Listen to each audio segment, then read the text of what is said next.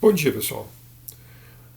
Nós vamos fazer agora então a nossa terceira parte, que encerra aí o tratamento da linguagem. Depois nós vamos para os outros campos do conhecimento.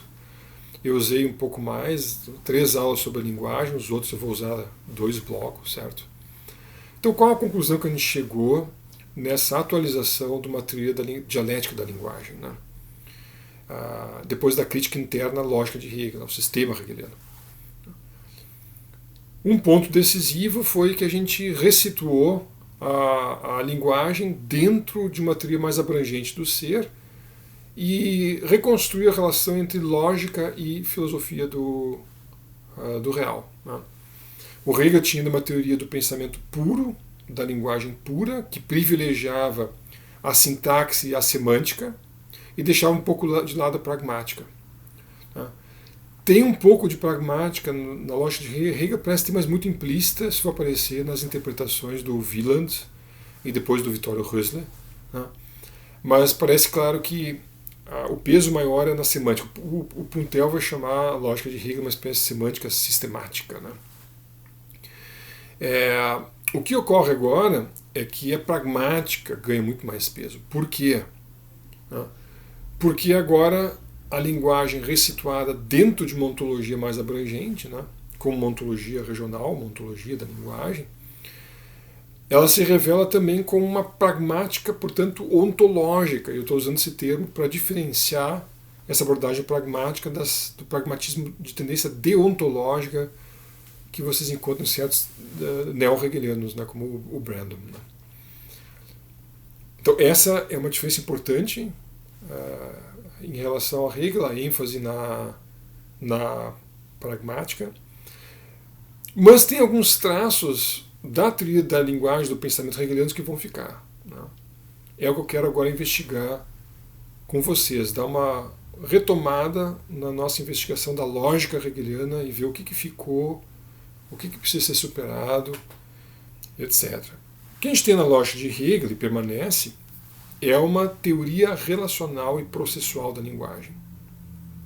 Relacional, certamente, processual a gente pode pôr em questão, Hegel pretendia isso, mas isso é um pouco problemático dentro da lógica de Hegel, tem um artigo sobre isso chamado Lógica e Movimento, vocês podem olhar lá, né? Mas essa teoria relacional e processual fica na dialética. Também fica uma outra noção muito interessante que o Hegel tem, né?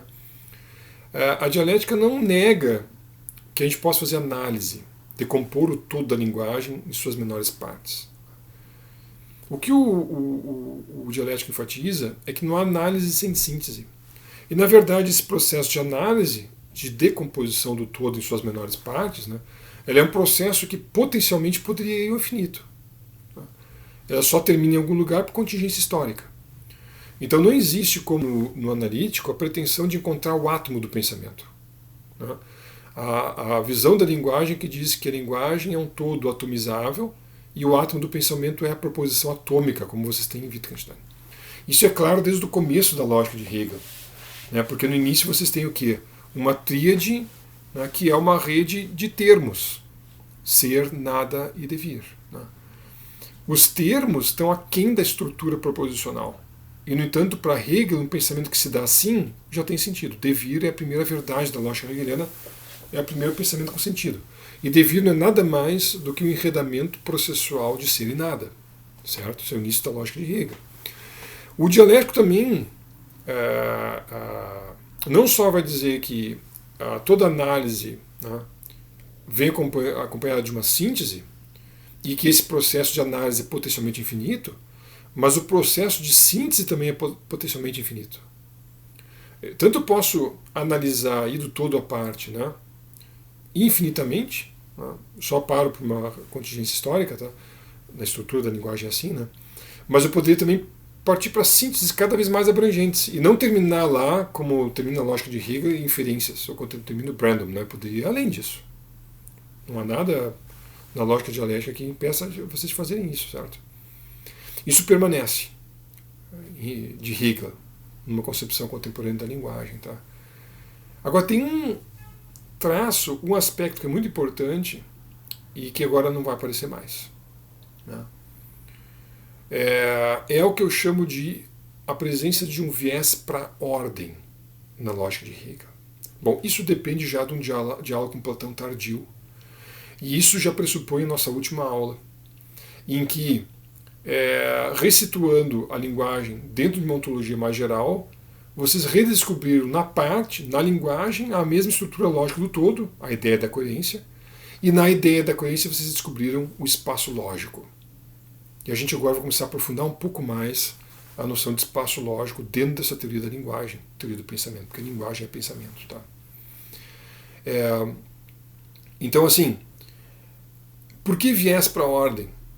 Porque o espaço lógico é constituído pela ideia da coerência, e a ideia da coerência é constituída por um jogo dialético entre uno e múltiplo. Né? Só o coerente permanece determinado significa que qualquer pensamento que se manifeste vai se manifestar como um tipo de enredamento, por exemplo, um enredamento de termos. Certo? E esse enredamento é a unidade de uma multiplicidade ou a multiplicidade em unidade, ou seja, é um modo da coerência. Mas a coerência pode se dar nos extremos do predomínio máximo do uno sobre o múltiplo, a máxima ordem, ou nos extremos do predomínio máximo do múltiplo sobre o uno, o máximo caos. Os traços do uno são a identidade, invariância e determinação, e os traços do múltiplo, diferença, variação e subdeterminação. Tendo isso em mente, a gente vê claramente que a lógica hegeliana tem um viés para a ordem. Por quê? Porque ela começa do menos determinado, ser por ser, sem nenhuma determinação, que é o nada e é o devir, que é uma rede muito tênue, semanticamente, e vai se determinando cada vez mais, até se planificar no conceito e depois na ideia, que não é nada mais nada menos do que a rede categorial plenamente determinada. Então a rede categorial, que para os idealistas alemães era o sistema da razão pura, sondado por Kant, mas de certo modo aprofundado, aprimorado em Fichte, depois em Hegel, né? O sistema das categorias é o sistema da razão pura, que começa com muito pouca determinação, é o início da lógica de Hegel, e termina de modo muito determinado. Na terminologia neoplatônica que eu estou usando, depois de entrar em diálogo com Platão tardio, para pensar o que vem a ser a ideia da coerência, né? E claro, em diálogo aí com o Sidney Lima, com a noção de princípio da coerência do Sidney Lima, mas tentando dar um pouco mais de especificidade aos traços do que vem a ser a coerência, né? Esse diálogo com o Platão tardio nos possibilita ver na lógica de Hegel claramente um viés para a ordem, porque vocês vão de redes menos determinadas, que na terminologia neoplatônica significa redes onde a presença do uno prevalece em relação, a presença do múltiplo, né, prevalece em relação à presença do uno, e portanto os traços de diferença, variação e subdeterminação transparecem mais nessa rede categorial semântica minimalista, ser, nada e devir. E lá no final da lógica, você tem claramente o predomínio do uno sobre o múltiplo, o predomínio dos traços de identidade, invariância e determinação sobre os traços do múltiplo. Certo? Predominam lá os traços do uno no final da lógica de Hegel. O pensamento maximamente determinado. A crítica imanente a Hegel é a rejeição dessa teleologia do incondicionado. Ou melhor, é a rejeição desse viés para a ordem, porque esse viés para a ordem é derivado da teleologia do incondicionado hegeliana. O que é a teleologia do incondicionado do conceito? É justamente começar com baixo grau de determinação e passar por fases de determinação do pensamento, cujos momentos são pré-figurados pela própria lógica do conceito, e que vão do menos determinado até o maximamente determinado, o conceito pleno, completo, né? O pensamento maximamente determinado. Né? Quando vocês negam a teologia do incondicionado, vocês cortam essa teologia, vocês eliminam o viés para a ordem no espaço lógico. Num texto, Notas para uma Estética do Pensamento, que eu peço que vocês leiam até, ele está por trás de várias coisas que eu vou dizer para vocês na aula de hoje, né? Eu chamo isso de soltar as amarras do lógico. Quer dizer, o espaço lógico, se existe espaço lógico na lógica hegeliana, isso é um tema de um outro artigo meu também, né?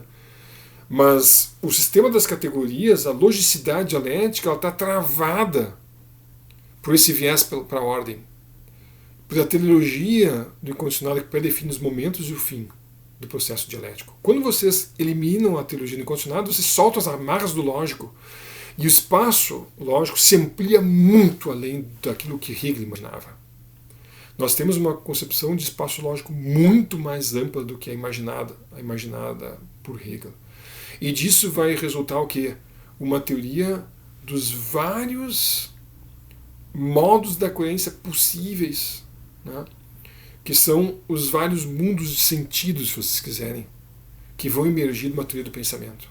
E que na cosmologia vão corresponder aos múltiplos mundos possíveis. Vocês em Hegel não têm uma teoria, né, das lógicas possíveis, e vocês não têm uma teoria dos mundos possíveis. E agora, com a crítica a Hegel, ambas surgem. Obrigado, pessoal.